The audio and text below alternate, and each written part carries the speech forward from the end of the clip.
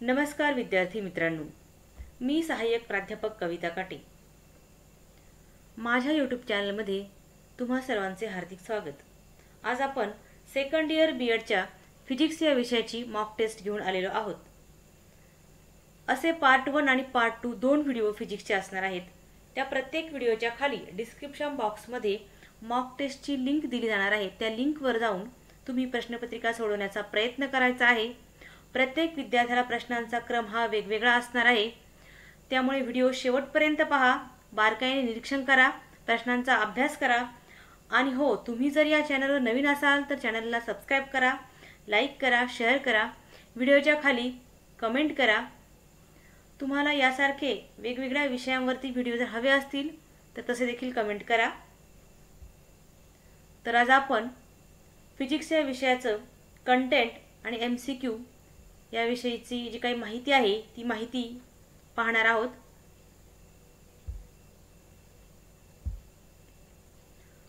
पहिली स्लाइड आहे. The capacity of a body to perform work is called its energy. The unit of work and energy are the same. The unit in SI system international is joule, while that in CGS system is erg. CGS means centimeter gram second. मराठीमध्ये पहा. कार्य घडून येण्यासाठी ऊर्जा टिंबटिंब व्हावी लागते. पहिला पर्याय आहे स्थानांतरित, दुसरा आहे अभिसारित, तिसरा आहे रूपांतरित, चौथा आहे नष्ट. कार्य घडून येण्यासाठी ऊर्जा ही रूपांतरित करावी लागते. विद्यार्थी मित्रांनो, मी दोन्ही माध्यमांमध्ये प्रश्न हे तयार केलेले आहेत, त्यामुळे तुम्ही दोन्ही माध्यमांमध्ये प्रश्न हे पाहू शकता. For a work to be perform, energy must be transfer from one place to another, concentrated, transfer from one type to another type, destroyed. The correct option is a transferred from one type to another. Next question. Joule is the unit of what? Force, work, power, energy. As we have seen in the earlier slide, joule is the unit of energy. Joule हे एकक आहे टिंबटिंबचे बल, कार्य, शक्ती, ऊर्जा. ऊर्जेचे एकक आहे. Joule हे ऊर्जेचे एकक आहे. त्यानंतर आहे SI पद्धतीमध्ये बलाचे एकक न्यूटन आहे. In SI system the unit of force is Newton. Newton म्हणजे काय आहे? 1 किलोग्रॅम वस्तुमानामध्ये 1 मीटर पर सेकंद स्क्वेअर त्वरण निर्माण करणाऱ्या बलास 1 न्यूटन बल असे म्हणतात. The force necessary to cause an acceleration of 1 metre per second square in an object of mass 1 kilogram is called 1 Newton. 1 Newton is equal to 1 kilogram into 1 meter per second square. CGS पद्धतीमध्ये काय बलाचे एकक? Dine आहे. Dine म्हणजेच काय? 1 gram वस्तुमानामध्ये 1 centimetre per second square त्वरण निर्माण करणाऱ्या बलास एक डाईन बल असे म्हणतात. The force necessary to cause an acceleration of 1 centimetre per second square in an object of mass 1 gram is called dyne. तेच आपण वेगळ्या फॉर्ममध्ये पाहूया. आता कार्याचे काय आहे बघा. कार्य म्हणजेच काय? बल गुणिले विस्थापन, फोर्स इंटू डिस्प्लेसमेंट. म्हणजेच इथं काय आहे? यालाच आपण काय म्हणतो? न्यूटन मीटर म्हणजेच काय? जूल. 1 जूल म्हणजेच काय? 1 न्यूटन गुणिले 1 मीटर. हे आहे SI सिस्टीम मध्ये. तेच CGS सिस्टीम मध्ये आहे 1 अर्ग बरोबर 1 डाईन गुणिले 1 सेंटीमीटर. आणि जूल आणि अर्ग यामध्ये काय संबंध आहे? तर 1 न्यूटन म्हणजे 10चा 5वा घात dyne. 1 newton is equal to 10⁵ dyne. आणि 1 मीटर म्हणजे 10चा 2रा घात सेंटीमीटर म्हणजे 100 सेंटीमीटर. आणि कार्य म्हणजे काय? बल गुणिले विस्थापन. 1 जूल बरोबर 1 न्यूटन गुणिले 1 मीटर. तर 1 जूल बरोबर 10चा 5वा घात डाईन गुणिले 10चा 2रा घात सेंटीमीटर बरोबर 10चा 7वा घात डाईन सेंटीमीटर. म्हणजेच काय? 1 जूल बरोबर 10चा 7वा घात अर्ग. हेच आपण इंग्लिश मध्ये पाहूया. Work is equal to force into displacement. 1 joule is equal to 1 newton into 1 metre. 1 joule is equal to 1 newton metre. In CGS system 1 erg is equal to 1 dyne into 1 centimetre. What is the relationship between the joule and erg? 1 newton is equal to 10⁵ dyne. 1 metre is equal to 10⁵2 centimetre means 100 centimetre. Work is equal to force into displacement. 1 joule is equal to 1 Newton into 1 meter. 1 joule is equal to 10⁵ dyne into 10⁵2 centimeter is equal to 10⁵7 dyne centimeter means 1 joule is equal to 10⁷ अर्ग. पुढची slide आहे पहा. ज्या वेळेस बलाची व विस्थापनाची दिशा एकच असते त्यावेळेस त्या बलाने केलेले कार्य धन कार्य असते. ज्यावेळी बलाची व विस्थापनाची दिशा एकमेकांच्या विरुद्ध असते, अँगल 180 अंश असतो, त्यावेळी त्या बलाने केलेले कार्य ऋण कार्य असते. ज्या वेळेस बल लावले असता विस्थापन होत नाही किंवा बल आणि विस्थापन एकमेकांना लंबरूप असतात त्यावेळेस बलाने केलेले कार्य शून्य असते. यामध्ये अँगल 90 आहे, यामध्ये 180 आहे आणि यामध्ये 0 आहे. पुढची स्लाइड पहा इंग्रजीमध्ये. When the force and displacement are in the same direction, the work done by the force is positive. When the force and displacement are in the opposite direction, the work done by force is negative. When the applied force does not cause any displacement or when the force and the displacement are perpendicular to each other, the work done by force is 0. Means when the applied force and displacement are perpendicular to each other, then work done is 0. When force and displacement are in opposite direction, force is negative. And when force and displacement are in the same direction, the work done by force is a positive. हे उदाहरण आहे एक. मागील आपलं आत्ताची मागची slide पाहिली त्यावर आधारित उदाहरण आहे. समजा एक कृत्रिम उपग्रह पृथ्वीभोवती वर्तुळाकार कक्षेमध्ये परिभ्रमण करतोय म्हणजे फिरतोय. त्यावेळी उपग्रहावर असलेले गुरुत्वीय बल आणि उपग्रहाचे विस्थापन एकमेकांना लंब दिशेमध्ये असल्यामुळे गुरुत्वीय बलाने केलेले कार्य हे शून्य असतं. हे तिसरा जो काही प्रकार पाहिला होता ना आपण शून्य कार्याचा त्याच्याशी निगडित आहे. हेच आपण इंग्रजीमध्ये पाहूया.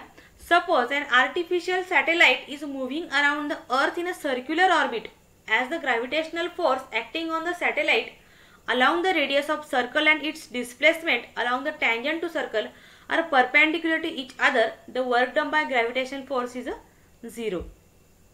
त्यानंतर ऊर्जेचे प्रकार पाहूया. गतिज ऊर्जा.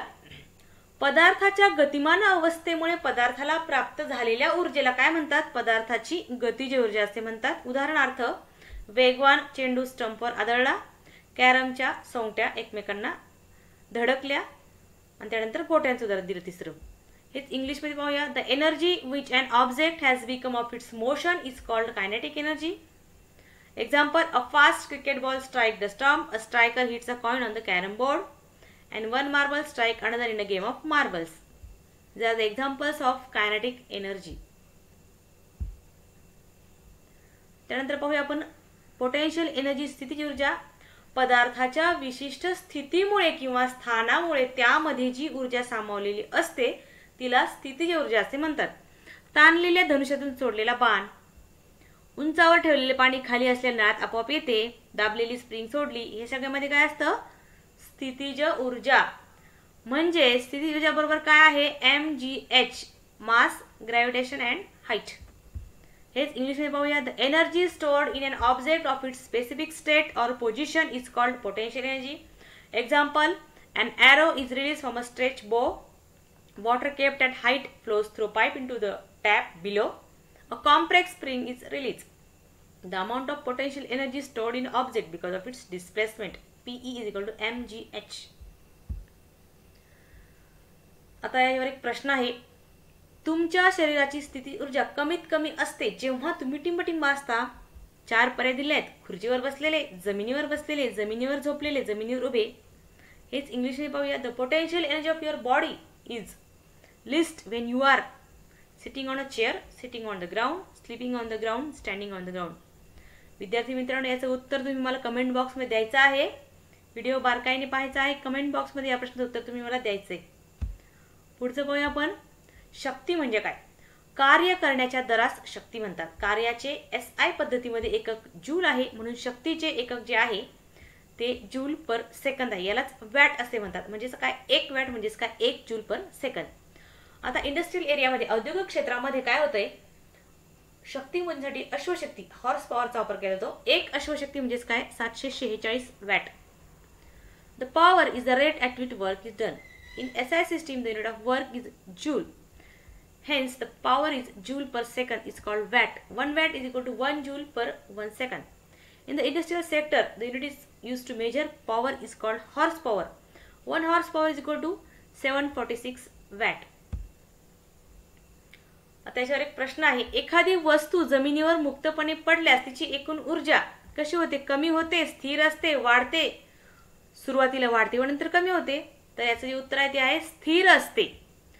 The total energy of an object falling freely towards the ground decreases, remains unchanged, increases in the beginning and then decreases. Correct option is remains unchanged. पुढचा प्रश्न हा आशययुक्त अध्यापनावर आधारित आहे. खालील क्रम पूर्ण करा. संरचना, अभ्यासक्रम, पाठ्यक्रम. पुढे काय? या 4 पर्यायांपैकी एक पर्याय पुढे असणार आहे, तो आहे पाठ्यपुस्तक आणि घटकाचं विश्लेषण. संरचनेवर अभ्यासक्रम तयार करतात, अभ्यासक्रमावर पाठ्यक्रम तयार करतात, पाठ्यक्रमावर पाठ्यपुस्तक असतात, पाठ्यपुस्तकमध्ये घटक असतात. पुढचा प्रश्न आहे, वैज्ञानिकांची माहिती एकत्रित करणे हा कुठल्या प्रकारचा प्रकल्प आहे? बौद्धिक, कलात्मक, संग्रहात्मक की संशोधन? तर हा संग्रहात्मक. माहिती एकत्रित करणे आहे, संग्रह करायचा म्हणजे हा संग्रहात्मक प्रकल्प आहे. हेच आपण इंग्लिशमध्ये पाहूया. Complete the following sequence: structure, course, curriculum and what next? Textbook and content analysis. The correct option textbook and content analysis. Next one, gathering information of scientists is which type of project? Intellectual, artistic, collective, research. It is a collective project. पुढची slide पाहूया. उष्णतेचे संक्रमण या घटकातील आशय विश्लेषणातील सामान्यीकरण हे कोणत्या पर्यायातून स्पष्ट होते? आता मुळात आशय विश्लेषणामध्ये कुठले कुठले घटक येतात ते माहिती असणं गरजेचं आहे. कुठले कुठले घटक आहेत सांगा बरं.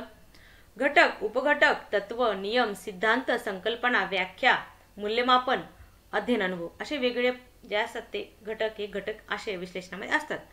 तर यामध्ये सामान्यीकरण, जनरलायझेशन म्हणजे आपण त्याला सगळ्यांनी स्वीकारले हे सामान्यीकरणाचं वाक्य असतं. यामध्ये 4 मध्ये कुठलं वाक्य ते? उष्णता अभिसरण, उष्णता सुवाहक दुर्वाहक, की तिसरं तापमान हे पदार्थातील उष्णतेचे द्योतक आहे, की चौथं उष्णता संक्रमण प्रयोग करणे? तर बरोबर उत्तर जे आहे ते हे आहे तिसरं, तापमान हे पदार्थातील उष्णतेचे द्योतक आहे. हे सामान्यीकरण आहे. उष्णता अभिसरण, उष्णता सुवाहक दुर्वाहक हे संकल्पना आहेत. उष्णता संक्रमण प्रयोग करणे हे अध्ययन अनुभव आहे. म्हणून तिसरं उत्तर हे बरोबर आहे. From which option is it possible to generalise the content analysis in this component of heat of transfer? Correct option is temperature is an indicator of heat in substance is the generalisation. पुढचा प्रश्न आहे पाठ्यपुस्तक विश्लेषणावरचा.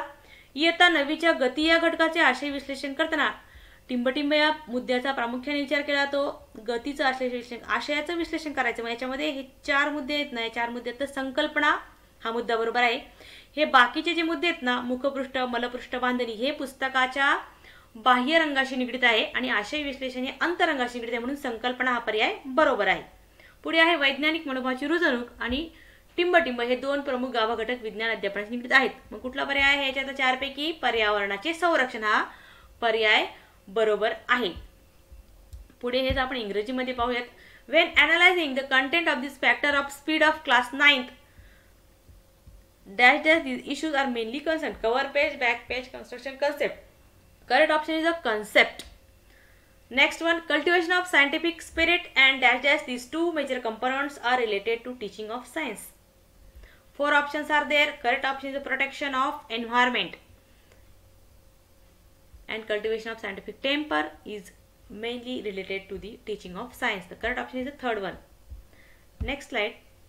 आशय. आशय म्हणजे काय? अर्थपूर्ण मजकूर म्हणजे टिंबटिंब आहे, संकल्पना आहे, तू अर्थ आशय. बरोबर उत्तर आहे आशय. हे सगळे जे आहेत संकल्पना, आशय हे आशय विश्लेषणाचे मुद्दे आहेत.